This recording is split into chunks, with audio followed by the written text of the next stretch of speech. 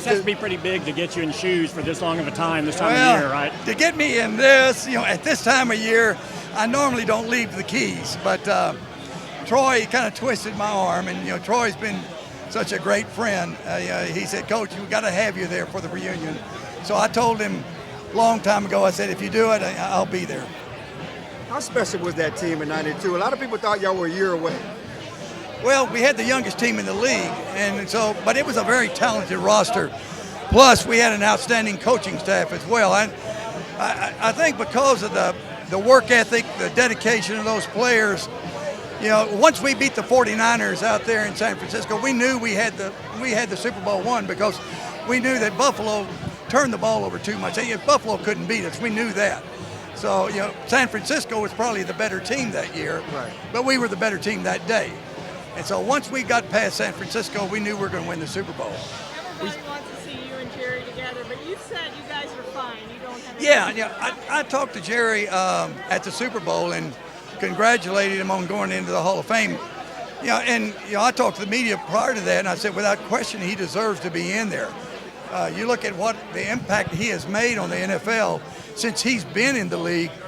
The value of every franchise, can be attributed really to Jerry Jones. And so his passion, his work ethic, and what he's done for the league, he deserved to go in there, and I'm happy for him. Any regrets how that thing all turned out? Most people think if you guys would have stayed together, you might have won 5 or 6 straight. I'm just happy for what we had. We had a great thing going, and so I look back in those years, and I appreciate what we did. You won so many titles in Miami, but was '92 the sweetest? Just because it was NFL and what you guys accomplished, or can you quantify which one was the sweetest? I tell you what, it was a sweet career, starting all the way back at winning a national championship and being undefeated at Arkansas and undefeated at Miami and winning Super Bowls. It was a great career.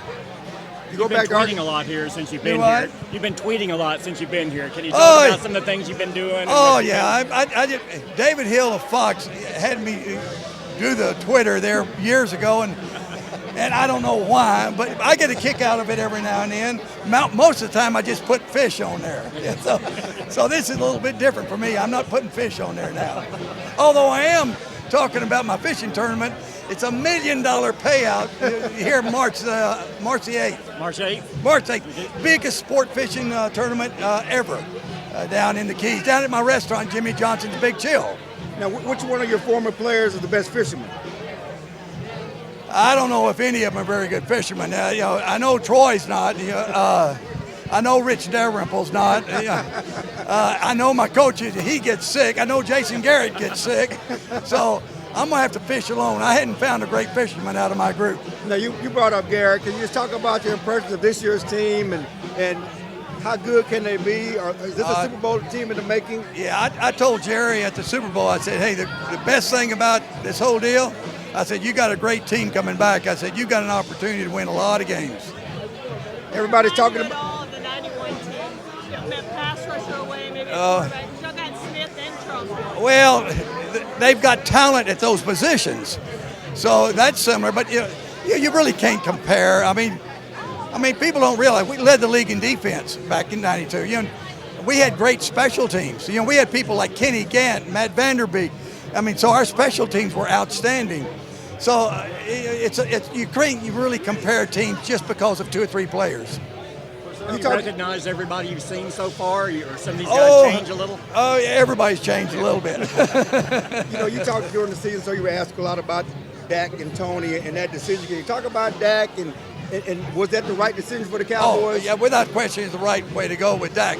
Now, I don't want to take anything away from Tony Romo because Tony Romo's a great quarterback. If he's healthy, he can make a lot of plays. But, for this team, it was the right decision to go with Dak. He plays within the system. He doesn't turn the ball over. He's still, young enough. He can make plays with his legs, and really just an outstanding quarterback that doesn't make a lot of mistakes.